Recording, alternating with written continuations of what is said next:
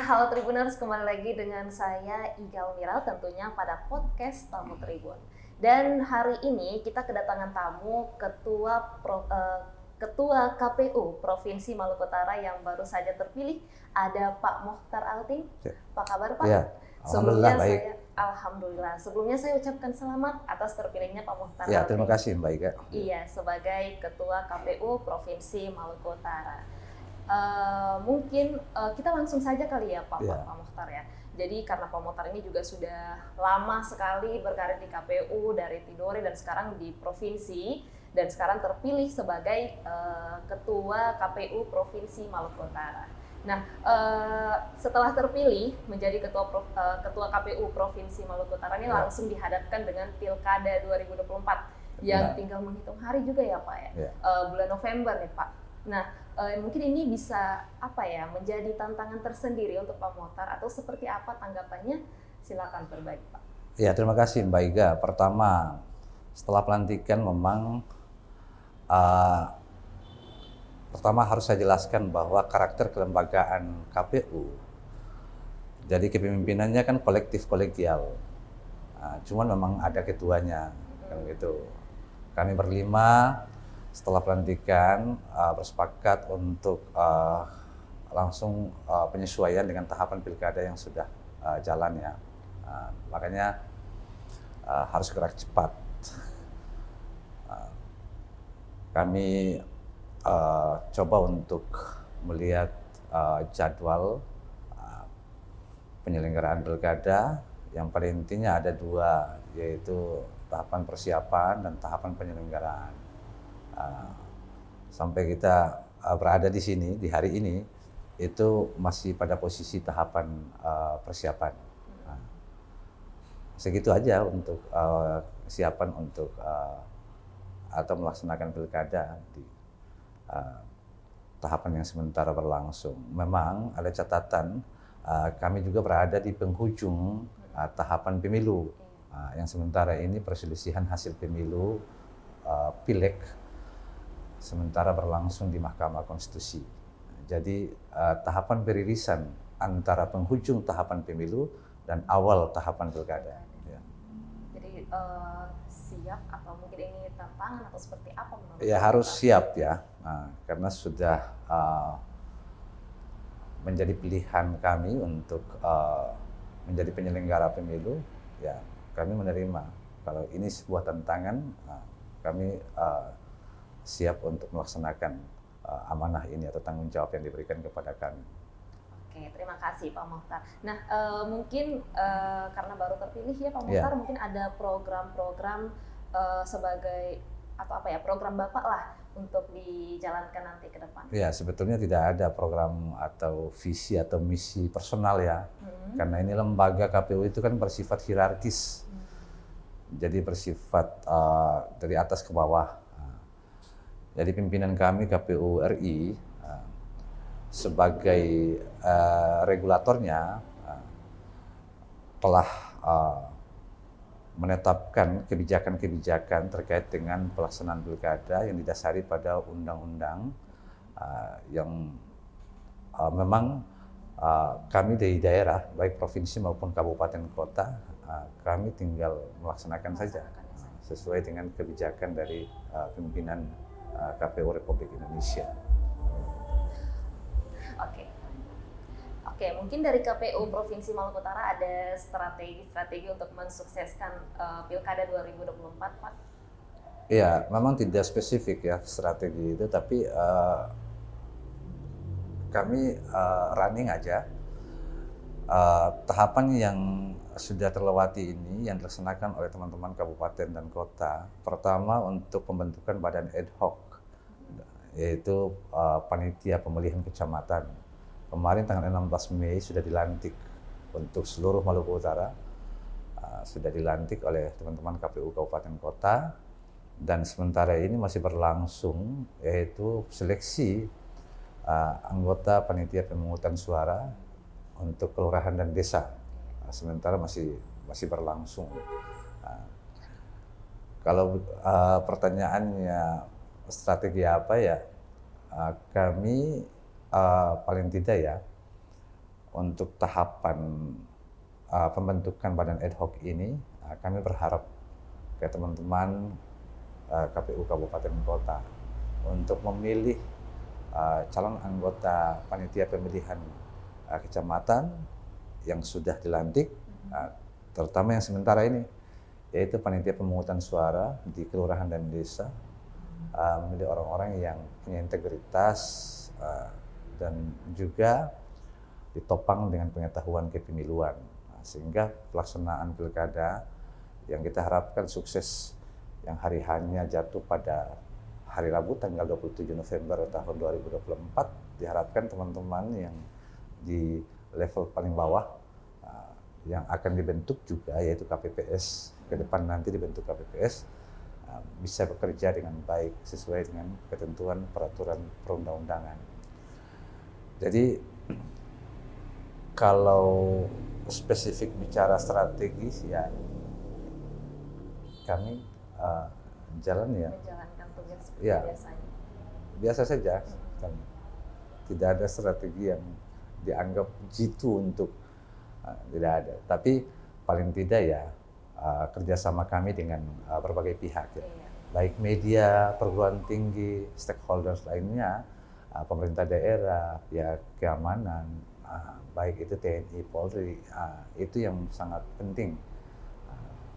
Sehingga sukses pilkada ini bukan hanya sukses KPU, tapi ada teman-teman lain seperti pengawas pemilu, kawan-kawan kami dari Bawaslu yang melakukan pengawasan. Saya kira ini sangat penting untuk suksesnya event pilkada 2024. Oke, itu untuk berkaitan dengan tahapan pilkada 2024. Nah sekarang mungkin saya minta tanggapan atau komentarnya Pak Mukhtar mengenai geliat pilkada 2024 khususnya di Maluku Utara itu seperti apa Pak?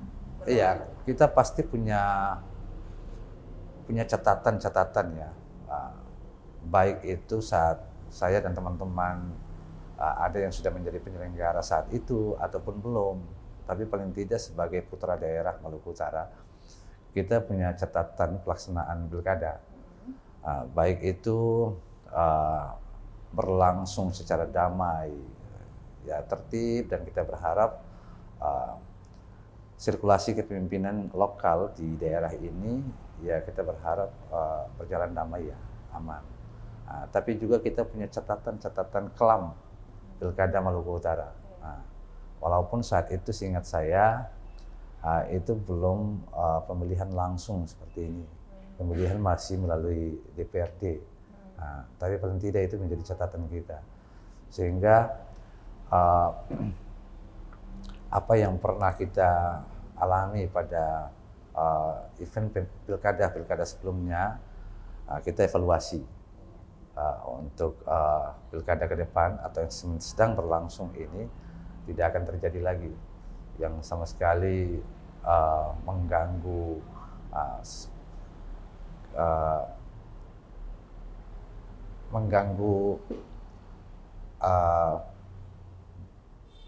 aktivitas masyarakat, karena bagaimanapun yang kita harapkan itu ruang sosial ini kondusif. Kita kan mau pilih pemimpin, memilih pemimpin, tentu pemimpin kita itu kita harapkan untuk mengantar Maluku Utara ini 5 tahun ke depan, baik itu pembangunan fisik maupun mental. Tapi kemudian dalam pelaksanaan pilkada, segala perbedaan, ya kita meminimalisir untuk jangan sampai terjadi hal-hal yang memang akan merugikan kita semua. Itu harapannya sebetulnya. Oke, berbicara soal itu berarti karena ya gejolak pilkada 2024 itu tidak bisa dihindari, terkadang seperti itu. Itu untuk pencegahannya nih Pak. Tapi kalau misalkan terjadi atau ada gejolak di pilkada 2024 nanti, langkah apa yang akan diambil oleh KPU? Iya, kita tidak berharap itu terjadi ya. Iya, kita berharap tidak terjadi. Tidak terjadi ya. Tapi kemudian pertanyaannya, kalau toh itu terjadi, tentu KPU tidak bisa sendiri ya. Ada berbagai pihak yang tentu berkolaborasi dengan KPU. dalam pelaksanaan pilkada ini.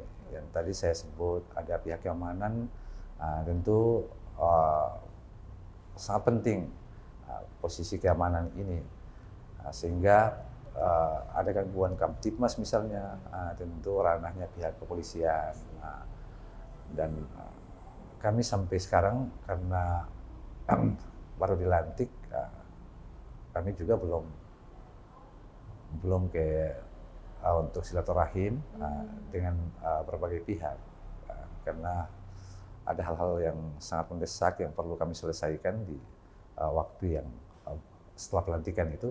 Tapi kami sudah berencana untuk akan berkunjung ke berbagai pihak yang kami anggap penting untuk sama-sama kita menggerakkan ini pelaksanaan pilkada ini di Maluku Utara, berharap supaya tertib, aman, dan lancar. Oke, jadi itu menjawab juga kalau KPU belum melakukan koordinasi dengan pihak keamanan, yakni dari TNI, Polri misalnya ya, untuk pengamanan. Tapi untuk periode ini ya, iya. Tapi kami yang periode sebelumnya, kami sudah intens melakukan koordinasi. Iya.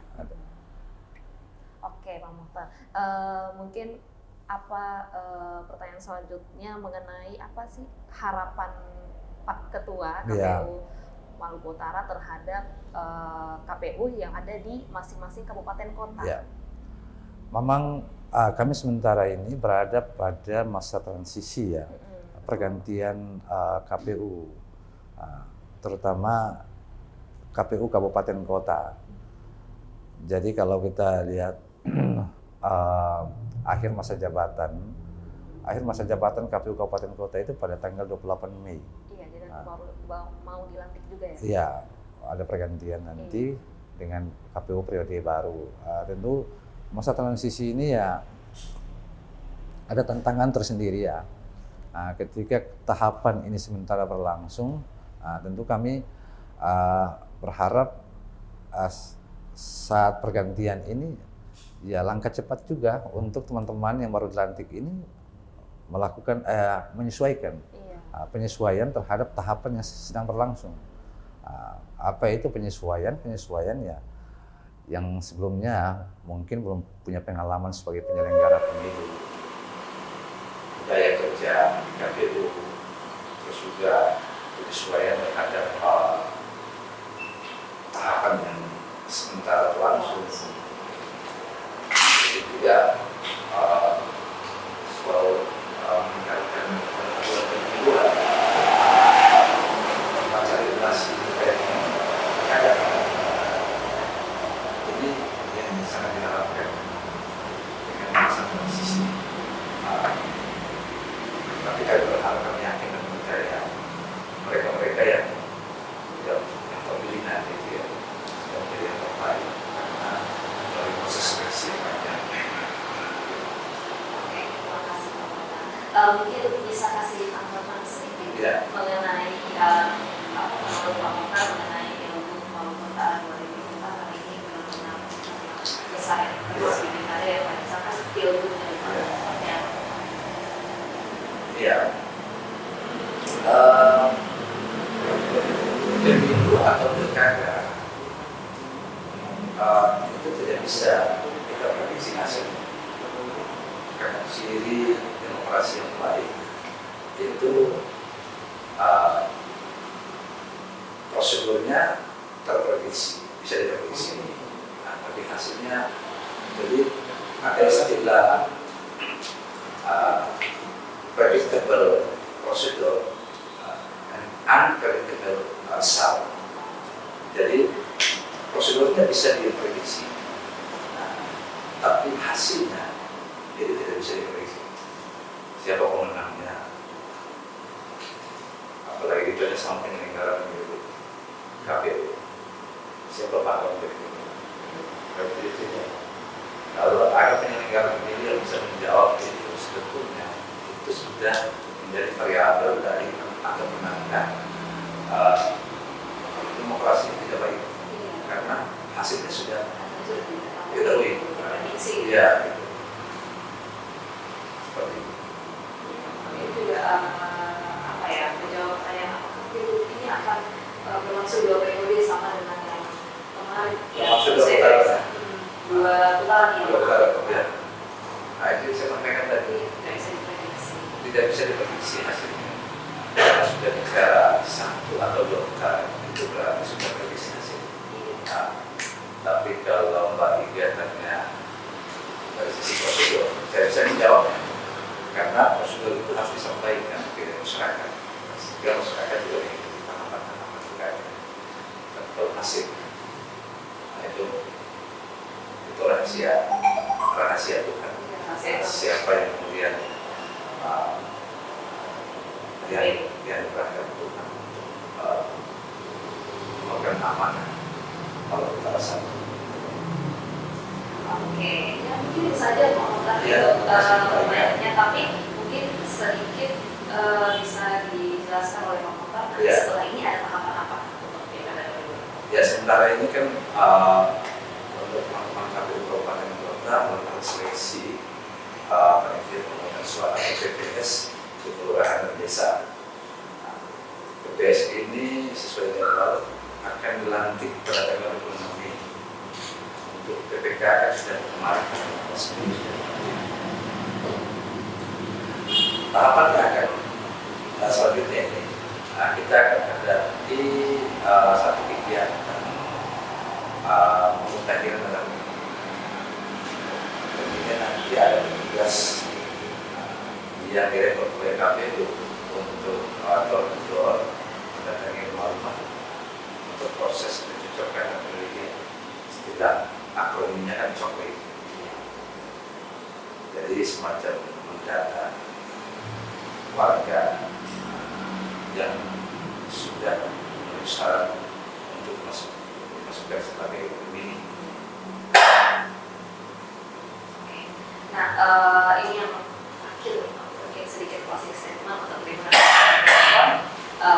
pesan-pesannya Pak Mokhtar sekaligus sebagai Ketua KPU Provinsi Maluku Utara yang baru terpilih, juga harapannya untuk yang menonton seperti apa? Ya. Kalau mau bantu dulu nggak apa-apa, bisa Ya. dibantu. Ya, terima kasih ya. Harapan kami ya, pertama ini harapan ke internal, yaitu teman-teman KPU Kabupaten Kota atau yang sudah dilantik dan insyaallah tanggal 6 PPS yang akan dilantik. Harapan kami yang pertama tetap jaga integritas sebagai penyelenggara. Yang kedua, cepat melakukan penyesuaian dengan tahapan yang running atau berlangsung. Dan yang ketiga, senantiasa menegakkan atau mengejar regulasi terkait dengan tahapan yang sedang berlangsung. Ini untuk internal kami di negara ini. Harapan yang kedua pada senat atau masyarakat kita bahwa ini event berkada ini adalah event bersama kita. Tidak ada tugas dari negara ini KPU dan teman-teman pengawasan Bawaslu, tapi ini adalah hajat bersama kita. Makanya harapan kami mari kita sama-sama untuk menjaga situasi pilkada di Maluku Utara ini sampai pada hari H tanggal 27 Februari 2024 dari situasi tetap kondusif, aman, damai, dan pilkada kita lancar. Itu harapan kami dari KPU Provinsi. Terima kasih Pak Mokhtar untuk penjelasannya. Iya, semoga masa transisi ini juga bisa dilewati dengan baik, bisa menyesuaikan dengan baik, dan program kerja tentunya dari KPU harapannya sampai nanti ke pilkada 2024 bisa berjalan dengan lancar ya Pak Mokhtar ya. Mungkin itu saja podcast bersama dengan Pak Mokhtar, Pak Ketua KPU Provinsi Maluku Utara. Semoga episode kali ini bermanfaat untuk tribuners yang sedang menonton. Saya Ida Mengira, pamit undur diri. Terima kasih dan sampai jumpa.